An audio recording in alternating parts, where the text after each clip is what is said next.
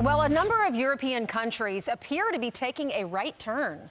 Reports are now indicating that Italian politician Giorgia Meloni is poised to lead the most right-wing government in decades since World War II. Wow, this coming months after France's Conservative Party scored a historic win in legislative elections in June. So what's going on in Europe? Let's bring in host of Piers Morgan Uncensored on Fox Nation, Mr. Piers Morgan. Piers, good morning to you. Good afternoon. Well, buongiorno e come stai, miei amici? So you do know Italian? Yes. Thank you, Mon Wow, frere. I was wrong. You failed the rule one of broadcasting live, Brian. You guessed that I didn't speak Italian. I actually studied Italian for 2 years. And if you want a bit more, 1, 2, 3, 4, 5, 6, 7, 8, 9, 10. That's 1 to 10 in Italian. That's fantastic. But is that all you got, though, right? There's you the cannot. grazie, there's prego. You want a bit of Latin? It goes back a few centuries, but I can do a bit of Latin. Amo massa mat, amama samatis amant. I never had that one. I never ran into that when I was an altar boy. I love you, which is my view of all three of you this morning. Oh, thank you. Wow, I will not ad-lib off the prompter anymore, Pierce. I've learned my lesson. We know je t'aime, te amo, yata via lubru, ani oth heaven oth ka. Exactly. Okay, so Piers, if somebody's just watching right now, they think this is some sort of a Berlitz program on TV, but it's not. Let's talk a little bit about what is going on in Europe. Is Europe suddenly shifting to the right after been moving to the left for a while? Absolutely, and there's no question that's happening. But what I think is really fascinating is how this whole shift is being categorized as a shift to the far right. Whereas if you look at this woman, Giorgia Meloni, who's become Italy's first prime minister, I wouldn't categorize her as far right at all. I would call her a fiscal conservative.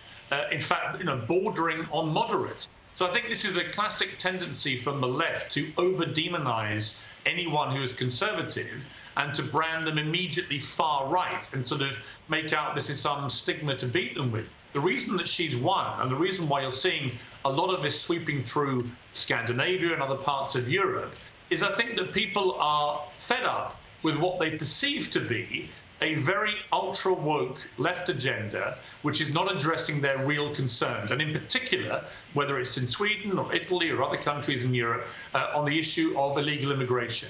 And I think that that is the one issue which you can trace to all these countries which have moved to the right. There is a belief by the people of these countries that their governments have not been addressing this, what they perceive to be a very serious issue. And what about the government that's perceived to have locked him down excessively and destroyed their lives for the last 2 years, needlessly in some cases? Does that have anything to do with it?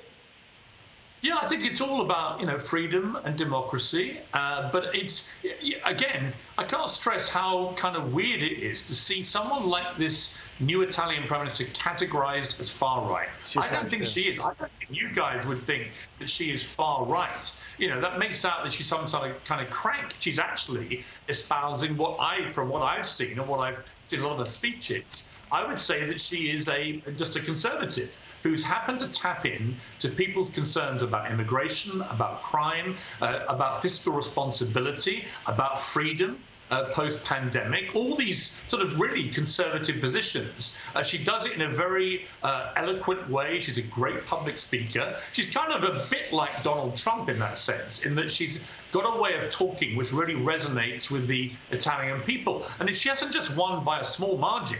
This has been a really big win and a seismic change. I mean, I would say that in terms of her politics, is she any further right-wing than Berlusconi? I don't think so. So this idea she's the most right-wing leader since World War II, I don't think even that stacks up. Piers, when here in America, we have this impression of Europeans as being very liberal, open borders, environmentalists. They love no guns. They don't want the police officers to have guns.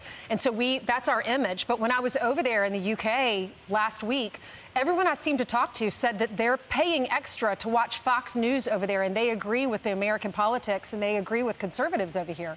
What are the top issues of Europeans now? Look, I think that a lot of Brits at the moment feel exactly the same challenges and concerns that are felt through the rest of Europe. And today we've got this extraordinary situation in our country where the pound is now collapsing against the dollar almost to parity. Now, to put that in perspective, when I was a judge on America's Got Talent back in 2007, I think the dollar rate was 210. Today, it's got as low as 103. So this is a remarkable sea change in our economic stability in this country. And what that's going to do in the middle of this massive cost of living crisis, it is going to push people towards, I think, a conservative leadership. And you're going to see that, I think, in other countries in Europe. There's no question that many people perceive that the liberal left have been hijacked by a very radical, extreme, ultra-woke mentality.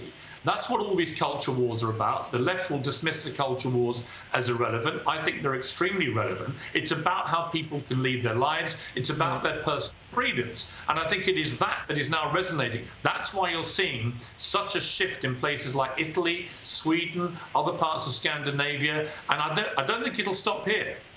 Well, let's see what happens. We'll see what happens in a month. Piers, we thank you very much for giving us your point of view on this. By the way, every weekday at halfway through the Neil Cavuto show at 4:30 Eastern Time, Piers Morgan Uncensored drops on Fox Nation. So check it out. Piers, thank you very much for joining us today from London.